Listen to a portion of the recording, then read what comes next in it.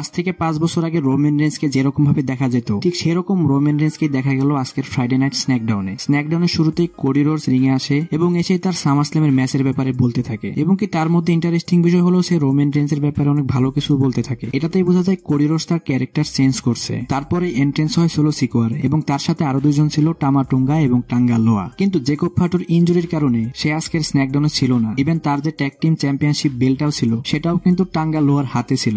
এটা দেখতে অনেকটা ফানি এবং উইয়ার্ড লাগছিল। তারপর সোলো সিকোয়া কোডি রোডসকে বলে সে রোমান রেঞ্জের কারণেই সেই ম্যাচটা জিততে পারেনি। রোমান রেঞ্জ যদি ইন্টারফেয়ার না করতো হয়তো সে ডাব্লিউডাব্লিউ আনডিসপিউটেড চ্যাম্পিয়নশিপটা আজকে জিততো। সে আবার ব্যাশ-ইন বার্লিনে রিম্যাচ চায় ডাব্লিউডাব্লিউ আনডিসপিউটেড চ্যাম্পিয়নশিপ। কিন্তু কোডি রোডস তাকে কোনো কথা না বলে সরাসরি না করে দেয়। কোডি রোডস বলে সোলো সিকোয়া তোমার স্টোরি শেষ। কোডি রোডস যখন না করে তখন সোলো সিকোয়া অনেক রেগে যায় এবং কোডি রোডসকে মারার জন্য তারা তিনজনই রিং এর দিকে এগিয়ে আসে। তখনই রিং এ এন্ট্রি হয় কেভিন ওয়েন্সের। কেভিন ওয়েন্স আসার সময় কিন্তু দুইটা চেয়ার মনে করে হাতে করে নিয়ে এসেছিল। দুজনে যখন মারমুখী অবস্থায় রয়েছিল তখনই কিন্তু সোলো সিকোয়ার অবস্থা খারাপ দেখে এখান থেকে চলে যায়। সবাই মনে করছিল সেগমেন্টটা হয়তো এখানেই শেষ। তখন কেভিন ওয়েন্স চলে যাচ্ছিল। তখন কোডি রোডস কেভিন ওয়েন্সকে বলে কেভিন ওয়েন্স ওয়েট। এই কথা শোনার পরে কেভিন ওয়েন্স আবারও রিং এ আসে এবং আসার পরে কোডি রোডস বলে সামনে তো ব্যাশ-ইন বার্লিন, তো আমি কার সাথে আমার টাইটেল ডিফেন্স করব। তারপর কোডি রোডস কেভিন ওয়েন্সকে বলে কেভিন ওয়েন্স আমি তোমাকে চুজ করছি, তোমার সাথে আমি ব্যাশ-ইন বার্লিনে ডাব্লিউডাব্লিউ আনডিসপিউটেড চ্যাম্পিয়নশিপের জন্য লড়াই করব। এই কথা শুনে দর্শকের মতো কেভিন ওয়েন্স অনেক হতবাক হয়ে যায়। কেভিন ওয়েন্স সরাসরি কোডি রোডসকে বলে আমি এই টাইটেলটা ডিজার্ভ করি না, আমি তোমার সাথে এই ম্যাচটা লড়তে পারবো না। তখন কোডি রোডস বলে তুমি কেন স্যাক্রিফাইসেস করছো,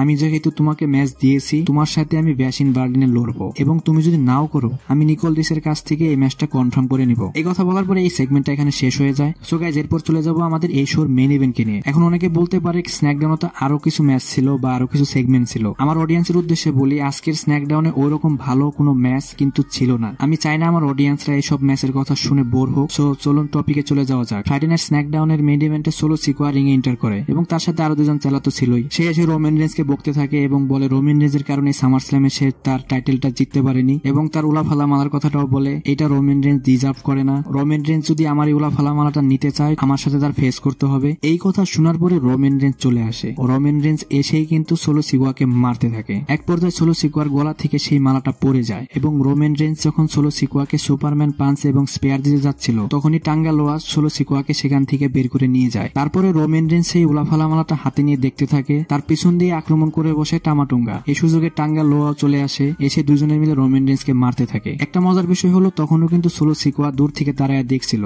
কারণ সোলো সিকোয়া ভালো করে জানে এটা রিয়াল ট্রাইবাল চিফ, যে কোনো সময় ফাইট ব্যাক করতে পারবে এবং হয় তাই রোমান রেঞ্জ খুব তাড়াতাড়ি ফাইট ব্যাক করে এবং দুইজনকে খুব বেধরম মারতে থাকে। সুপারম্যান পাঞ্চ, স্পিয়ার এবং স্টিল চেয়ার দিয়েও মারতে থাকে। সোলো সিকোয়া শুধু দূর থেকে দেখছিল। এসব দেখার পরে একটা জিনিস 100% শিওর হয়ে গেছে, রোমান রেঞ্জ এবং সোলো সিকোয়ার মধ্যকার সিঙ্গেল ম্যাচ আমরা খুব তাড়াতাড়ি দেখতে পাবো। এখন অনেকের মনে প্রশ্ন হতে পারে জেকব ফাটুর এখানে রোল কি। গাইজ জেকব ফাটু হয়তো এখন বর্তমানে ইনজুরিতে আছে, কিন্তু জেকব ফাটু যে লেভেলের রেসলার রোমান রেঞ্জের সাথে তার সিঙ্গেল ম্যাচ সে ডিজার্ভ করে। ডাব্লিউডাব্লিউতে বর্তমানে কারেন্ট যতগুলো রেসলার আছে তাদের মধ্যে সব থেকে বেস্ট রেসলার হলো জেকব ফাটু। একটা জিনিস শিওর থাকতে পারেন জেকব ফাটুকে খুব তাড়াতাড়ি ডাব্লিউডাব্লিউর ভালো স্টোরি লাইনে দেখতে পাবেন। সো গাইজ রেসলিং সম্পর্কে সমস্ত নিউজ এবং আপডেট জানার জন্য আমার চ্যানেলের পাশেই থাকবেন। ধন্যবাদ।